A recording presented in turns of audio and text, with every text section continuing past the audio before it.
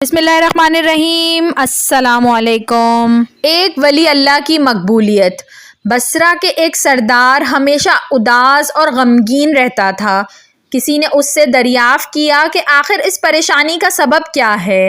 اس پر سردار نے جواب دیا کہ بات کہنے کی نہیں پر کہی جاتی ہے کہ مجھ سے ایک ولی اللہ کی خدمت میں کچھ بے ادبی ہو گئی تھی، اس لیے ڈرتا ہوں کہ قیامت کو اس کے مواخذے میں گرفتار نہ ہو جاؤں۔ واقعہ یہ پیش آیا کہ میں ایک مرتبہ زیارت بیت اللہ کو چلا اور سب دوست و آشنا عزیز و اقارب رخصت کرنے آئے۔ حسب دستور کچھ دور چل کر میں نے سب کو لوٹا دیا، مگر ایک شخص زید جو میرے خواص میں سے تھا واپس نہ ہوا اور اس نے میرا پیچھا نہ چھوڑا۔ مجبور ہو کر میں نے اس کو جھڑک دیا کہ بیت اللہ کا جاننا بھی کوئی آسان سمجھا ہے؟ جو پیادہ پا چلنے کو تیار ہو گیا، میرے ساتھ نہ آ اور جس راہ سے تیرا جی چاہے چلا جا۔ کہنے لگا، اے آقا، کیا خدا اس پر قادر نہیں کہ تم کو زاد راہ جلد پہنچا دے اور مجھ کو بے یار و مددگار اور بلا توشہ چھوڑ دے؟ یہ کہہ کر اس نے اپنی راہ لی اور میں اپنے راستے سے چلتا بنا۔ راستے بھر کہیں وہ مجھے نظر نہ آیا، واللہ عالم کہاں پوشیدہ ہو گیا۔ جب خدا کے فضل سے مناسک حج سے فارغ ہو کر میں مدینہ طیبہ کو چلا تو کیا دیکھتا ہوں کہ زید آ گیا اور السلام علیکم کہہ کر میرے پاس بیٹھ گیا۔ میں نے حیرت سے پوچھا کہ حج کر آئے؟ کہا ہاں۔ پھر میں نے زرقاً کہا، حج کی سند بھی ملی؟ تو کہنے لگا، کیسی سند؟ وہ کس کام آتی ہے؟ میں نے کہا، حج کرنے والے کو بیت اللہ میں غیب سے چٹھی ملتی ہے جس میں لکھا ہوتا ہے کہ فلاں ابن فلاں حج کو آیا تھا اور اس کا حج قبول ہو گیا۔ پھر اسی سند کے ذریعے قبر اور حشر کے عذاب سے نجات ہوتی ہے۔ یہ سن کر زید روتا چلاتا بیت اللہ کو واپس چلا گیا۔ جب میں حضور اقدس صلی اللہ علیہ وآلہ وسلم کی زیارت سے فارغ ہو کر لوٹا تو کیا دیکھتا ہوں کہ زید پھر آ گیا اور السلام علیکم کے بعد ایک چٹھی میرے سامنے رکھ دی جو ایک نہایت عمدہ ریشمی کپڑے میں سبز خط سے زید کے عذاب قبر اور حشر سے نجات کے لیے لکھی تھی۔ یہ دیکھ کر میرے ہوش اڑ گئے۔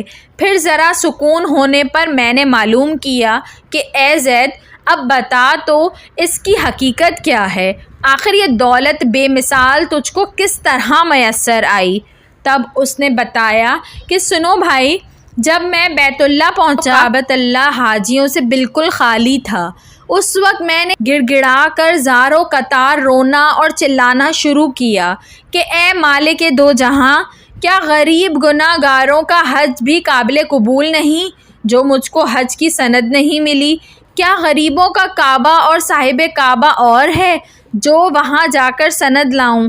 مجھ کو قسم ہے تیرے عزت و جلال کی، جب تک چٹھی نہ پاؤں گا کعبے سے باہر نہ جاؤں گا اور روتے روتے یہیں مر جاؤں گا۔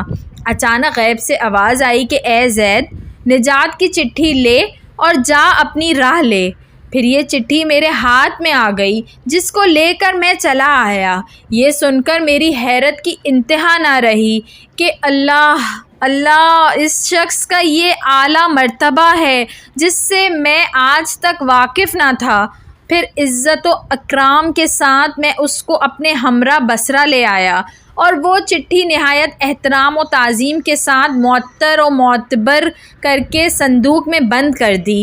جب کبھی جی چاہتا تو کمال ادب و احترام سے نکال کر اس کی زیارت کر لیتا، چومتا تھا اور آنکھوں سے لگاتا تھا اور پھر محفوظ کر دیتا۔ اتفاقاً میں کہیں سفر میں تھا کہ میرے پیچھے زید کا وصال ہو گیا۔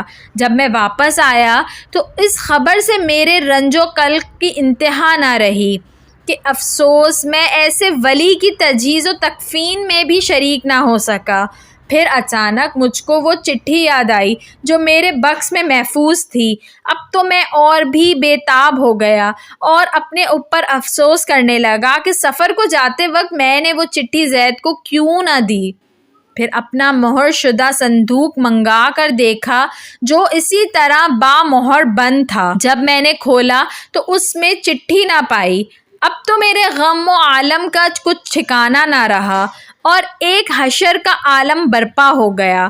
زارو قطار رونے لگا اور روتے روتے سو گیا۔ کیا دیکھتا ہوں کہ طرح طرح کی بجھی ہوئی جنت میں زید سر پر ایک تاج رکھے ہوئے زرق برق لباس میں تخت جواہر پر جلوہ افروز ہے اور اس کے چاروں طرف حوروں کے جمگھٹے ہیں۔